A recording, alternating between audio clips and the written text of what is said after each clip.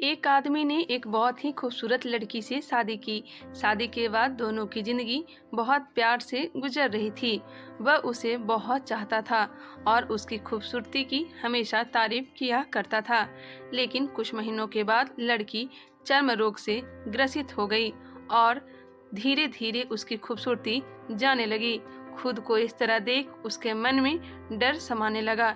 यदि वह बदसूरत हो गई तो उसका पति उससे नफरत करने लगेगा और वह उसकी नफरत बर्दाश्त नहीं कर पाएगी।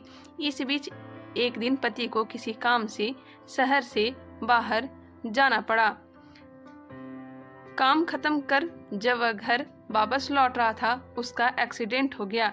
एक्सीडेंट में उसने अपनी दोनों आंखें खो दी, लेकिन इसके बावजूद भी उन दोनों की जिंदगी समान तरीके से आगे बढ़ती रही। समय गुजरता रहा और अपने चर्म रोग के कारण लड़की ने अपनी खूबसूरती पूरी तरह गंवा दी। वह बदसूरत हो गई, लेकिन अंधे पति को इस बारे में कुछ भी पता नहीं था, इसलिए इसका उनके खुशहाल वैवाहिक जीवन पर कोई प्रभाव नहीं पड़ा। वह उसे उसी तरह प्यार करता रहा। एक दिन उस लड़की की मौत हो गई। पति अब अकेला हो गया। वह बहुत दुखी था। वह उस शहर को छोड़कर जाना चाहता था। उसने अंतिम संस्कार की सारी क्रियाविधि पूर्ण की और शहर छोड़कर जाने लगा।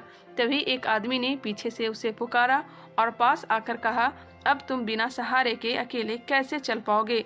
इतना साल तो तुम्हारी पत्नी तुम्हारी मदद किया करती थी।